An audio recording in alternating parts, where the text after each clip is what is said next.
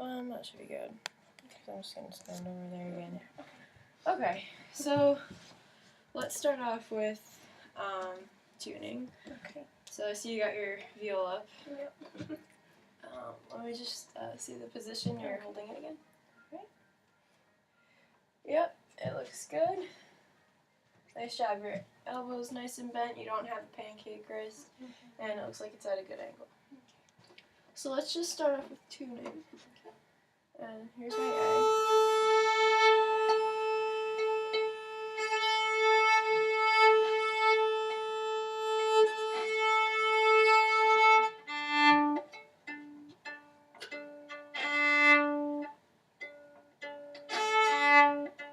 I don't feel secure to reach around and bow and do the fine tuners at the same time.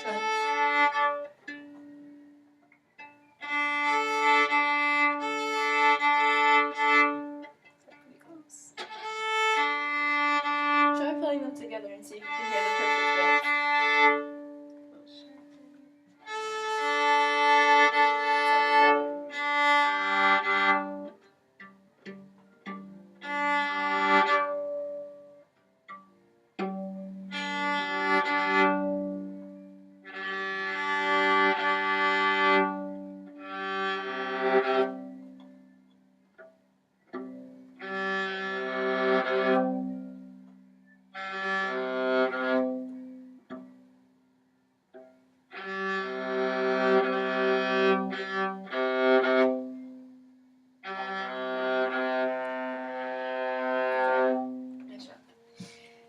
Alright, so we're going to start off with going over your bow hold down. Because I noticed when you were tuning. Yeah, I cheated. Yeah, a little bit. So go ahead and put down your viola. Okay. And we're just going to work on this arm for a minute. Okay. So when you're holding your bow, actually let me see your bow hold. Okay. Okay. So my viola bow hold is kind of like that. Still working on curving the thumb underneath. Mm-hmm. Alright, yep, make sure you hold on to the bow with that hand. So that looks pretty good. Before I noticed your pinky was flopping over the edge a little bit. Yes. Okay, so, and also, when you're playing an upper string instrument, your hand usually tilts forward just a little bit. Okay. That makes it easier for you to have like a smooth up bow and down bow while moving your wrist. Yeah. So a good thing you can do to help you with your bow hold is the jeté plié. I think it's the mastery number 5 in your book. You did this in class at Dr. Turnbush, right? Yeah, Okay. I think so. So can you remind me how you do it again? I missed the first day of class, so Oh, I don't okay. know. Alright. Well, the jeté plié is you put your thumb back here like you normally would, nice and round. And you have your 2 fingers over the frog of the bow, your middle finger over the middle. And in your jeté plié, your hand comes up like this. You can let go of your thumb. Okay. So your 2 middle fingers are hanging over the edge. And this is the jeté. And the plié is your hand flops over the edge like that. Okay. And your pinky should be like kind of on the nub right there. Yeah. Okay. And you can let your first fingers hang over the edge. Nice and loose, yeah. So just let your wrist flop down a little bit. Yeah, I found my It's elbows different. up here. So. Yeah, and it's completely relaxed. And all you do is add your thumb. So this should feel pretty natural. So your pinky, when you're doing your plié, should be on the tip because remember your hand's curved up a little bit like this. Okay. And let me just see you do that. Let me see you do that by So yourself. the jeté is just with the 2 fingers and like that. And then the whole thing flops down. That's the plié. The pinky on the tip. And then you set it with your thumb. And then set it. Yeah. So if that's a little tricky, you can just try doing this exercise where you let everything go up, flop down. Make sure you let your wrist flop down. That comes from your elbow a little bit. Okay. So your elbow's up here on the jeté, and plié, just let it fall down. Okay. Yeah. Good job. And then you add your thumb. And your wrist doesn't come up so far. And you kind of want it to be a little bit lower than your fingers, depending on where you're playing the bow also. And yeah, definitely look in the mirror to see what you're doing so that you know you have a reference when you're in a practice room. Yeah, that feels more relaxed already, letting it flop and then come Definitely, back to that place. Okay. So you can just practice, if you feel like doing something like this, you can put your bow on your shoulder and you just go up and down, and you practice having a relaxed bow grip. Oh, cool. Yeah. Yeah, it looks good. Make sure you keep your pinky bent. There you go. Nice job. Okay. So something else you can do is, the way Baroque bows were held, they held them up a little bit farther. And if you're still getting used to the way the weight of the bow is distributed, you can always hold the bow up here a little bit more. And it's the same bow hold that you'd have at the frog, just up here. And it kind of makes balancing it a little bit easier because you're holding it at the balancing point instead. Right. So if you're a little bit uncomfortable with any part of your bow hold, definitely practice viola holding it up here for a little bit and then gradually work your way down. Okay. Okay. Alright, so let's see. Okay, so let's take up your viola. Pick up your viola. And we're going to work on how your bow, how you use your bow while you're holding the instrument. Alright, so you put your viola up really well. Use both hands. So let me just see you put your bow on the string. And good, nice relaxed grip. And remember, if you want to hold your bow a little bit up farther too, that's fine. Okay. Is this okay to do down here? Yeah, no, it's Okay, fine. Sure. Okay. So right now your bow is just a little bit crooked, so let me see you try and straighten that out a bit. Yep, exactly. And we're going to talk about the angle your elbow makes with the string. So everyone has their own personal middle of the bow.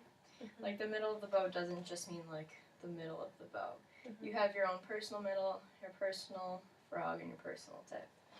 So my middle of the bow is going to be where my arm makes a right angle. Do you see this right angle right here? So this is my middle of the bow. Okay. Let me try. You try and find your middle of the bow. It's kind of a right angle right about there. Yep. And don't be afraid to look in the mirror Okay. too. Yep. Is that about? Yep, right about there. So that's your middle of the bow. Your middle of the bow is pretty close to the the specified frog. Yeah. So this is like your home base. This position right here is your home base. This is where you're always going to come back to when you're doing bowing exercises. Okay. So let me see you go to your tip of the bow. Okay, my tip is about there. Exactly. And your bow hold still seems really good. It looks really relaxed. Your thumb is curved. Good job. And then let me see you go to your frog of the bow. I could come all the way. Yeah. There, probably. Yeah. So let me watch you do, just draw a down bow and then draw an up bow. Okay. In the air or On the string. Okay.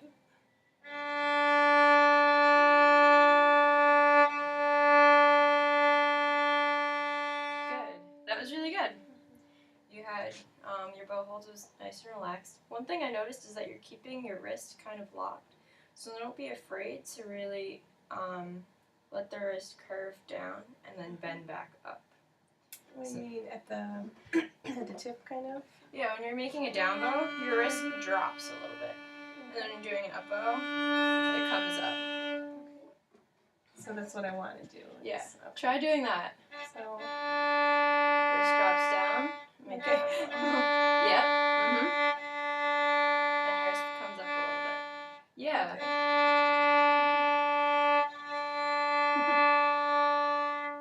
Alright, no, that's fine. And it'll definitely get better with practice. Now, what can you tell me about your elbow and your shoulder when you're doing all of that? It feels a little high, maybe. I don't know. It might be a little high, definitely, compared to cello, because I know Yeah. cello you kind of Or like I'm raising it a little bit. Yeah. Attention in there. So definitely keep your shoulders relaxed when you're playing. They should never be coming up. Yeah. But your elbow should help support the weight of your bow. Like, it's going to help with gravity and everything. Okay. So when you're playing up here, your elbow should be about the same height as your bow. So that looks great. That's really good. And then when you go to your middle of the bow, it should drop down a little bit like you just did. And then your tip of the bow, your elbow is probably the lowest. Okay. So why don't you just put your bow at your frog? Right, there you go. Ah, that's different than what I was doing. Yeah, it feels a lot different. It's actually something I'm working in my lessons too on violin. But it feels a lot better when you learn to play like that. So take a look in the mirror, and I want you to just watch yourself putting your bow in different places and seeing where your elbow is so that you have something to compare yourself to. Mm-hmm. Yeah, that's straight. So kind of just so you're just using some natural weight and gravity. Exactly. Mm-hmm. Yeah, nice job. So go back to your frog of the bow. Yeah, and see how your wrist makes a bit of a curve right there? That's exactly what you want. And go back to your tip of the bow. And your wrist is bent there too. And your elbows relaxed down. Yep. Okay. Nice job. Okay. So, what do you feel in your fingers when you take an up and down bow? Do you notice anything? Kind of the weight goes this way, going down on the down bow, and then just like more this way. I don't know how to Okay, describe so when you're at the frog of your bow, or let's start here. When you're at your tip of the bow, which fingers have the most weight? First and I guess Yeah, your first two fingers. And then when you're at the middle of your bow, which two fingers carry the most weight there? This feels pretty even, maybe? Exactly, so it's pretty much your middle finger and your ring finger there. And then at the frog of your bow, which fingers do you think have the most weight? Like your pinky and your second. Pinky and your ring finger. Yeah. And yeah. And your thumb is always there to help grip, like balance everything. So try doing a down bow and an up bow. And this is a lot to concentrate on, so you can take a few strokes if you want. You want to make sure that your wrist is bending. You can feel the change of weight in the fingers with the bow. And that your elbow is lifting and dropping. Okay. Okay. Alright. I'll look at my hands too. Yes. No, it's fine. Go for it.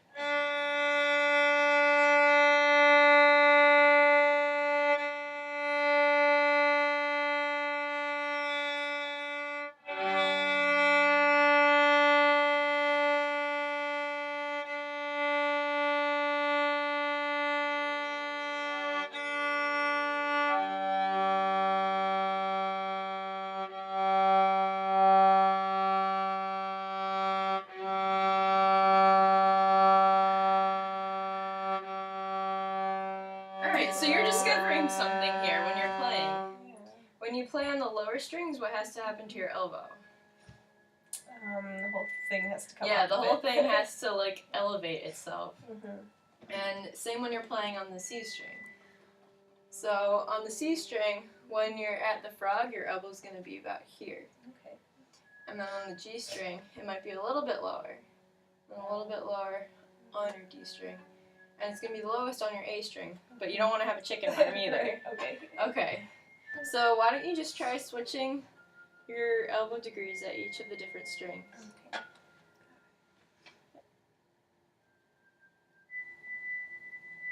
Nice. Good job. For some reason there's that tendency on the A to go like that. Yeah, it's a tendency to just flop all the way over. Yeah. And let's try that in the middle of the bow. Your middle of the bow.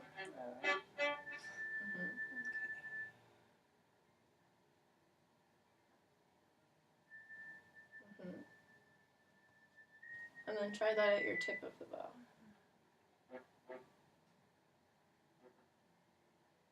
Yeah. Good. Really good job. So now that you have an understanding of what your elbow, your arm, everything needs to do on all the different strings, we're just going to try doing slow string crossings that are really smooth on just your G and D strings. So we're going to go, starting at the tip, we're going to play the G string, and then we're going to switch over to the D string, and switch back over to G string. Just try that.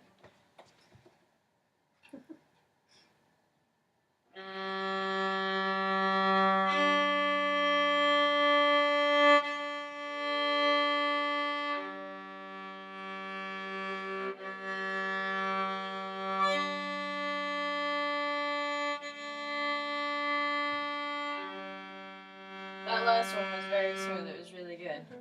So the goal when you're doing this is to keep everything smooth in your hand. If you watch your hand, it should just be an arc up and down. There should be no quick switching movements. So try that again, just the 2 strings, and then we're going to try doing it across all 4 strings.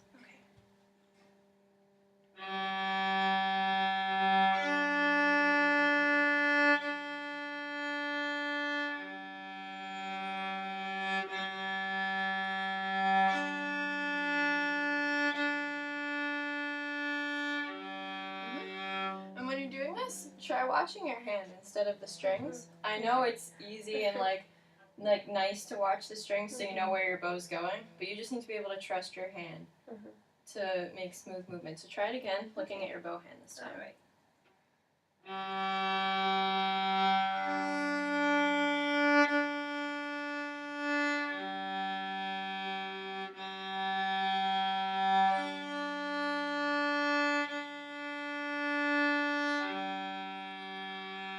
Okay, so you kind of peeked at your hand after you did the string crossings. Try doing it, looking at your hand while you're doing the string crossings, and it'll definitely make it smoother. Alright.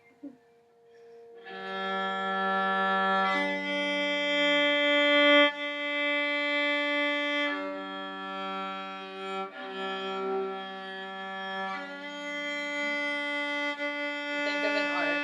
Just draw an arc, yeah. The last one was really good. Okay, so let's try this across all 4 strings, and it's going to be a little bit of a bigger arc this time. So you're drawing, it's almost like you're drawing half a circle when you do this.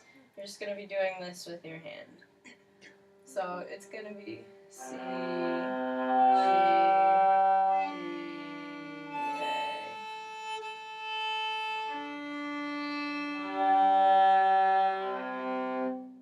Okay.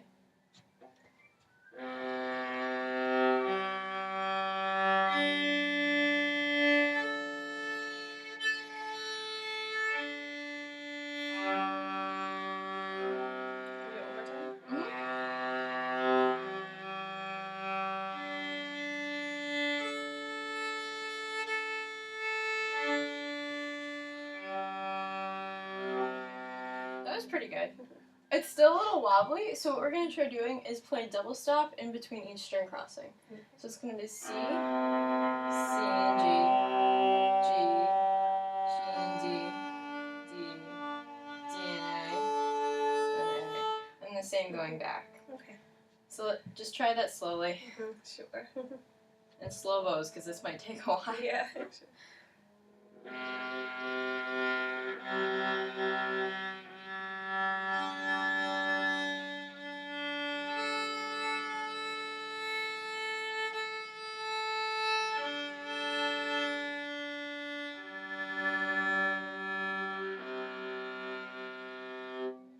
That was a lot better. Your hand drew a much smoother arc.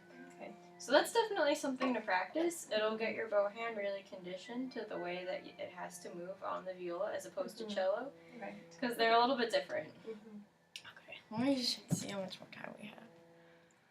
Okay. We have a few more minutes.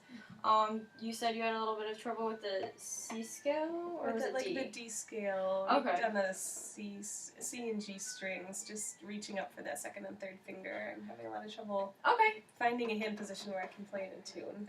Okay. So why don't you start playing the scale, and I'll look Okay. and see if I see anything that Sure. would be helpful. All right.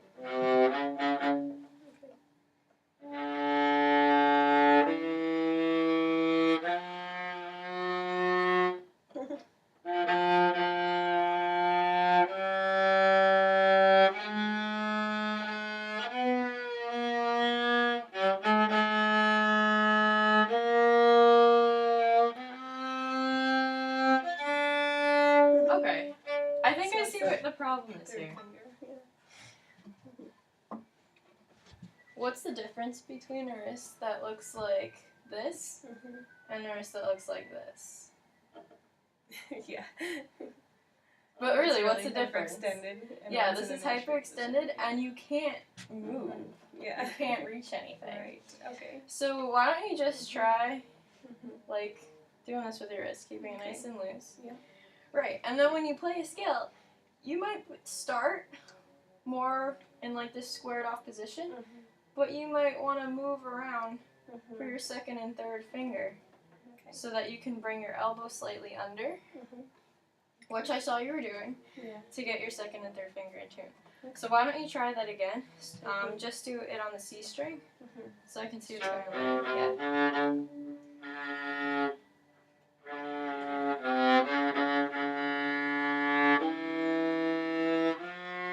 That feels a lot better. And it was much more in tune. Nice job. Okay. Good I guess job. I'm just going the wrong way to try and reach it. Yeah, definitely. Okay. And I noticed that your thumb is also pretty far up here also. Okay. Yep. So, I mean, if that's what's most comfortable for you, that's fine. I keep my thumb a little bit farther down. Like more on the pad of the thumb? Yeah, instead. but everyone has their own preference. Okay. That's something we're going to be talking about more in our next lesson. But I mean, it's good that we're touching on it now because you can definitely practice that way. Yep. So don't be afraid to experiment with your thumb, how it moves, and yeah. Okay, so what are you going to be practicing this week? Okay, I will be mostly working on the bow, the jeté plié. Yep. And making sure I have the right contact. Yep. Is it pronation and supination? Which is which? Yeah, a little bit more pronated. Yeah, okay. And then, let's see, we did the position of where the middle of the bow is, the right arm, right angle thing, and lifting the arm so you have some natural weight on the bow. Yep. And the arc. Yes. And just kind of making circles as you do smooth string changes. Yep. And feeling the weight of your fingers are shifting when you're doing those arcs and the string crossings. Okay. Good. Nice job. Cool. Thank you. No problem.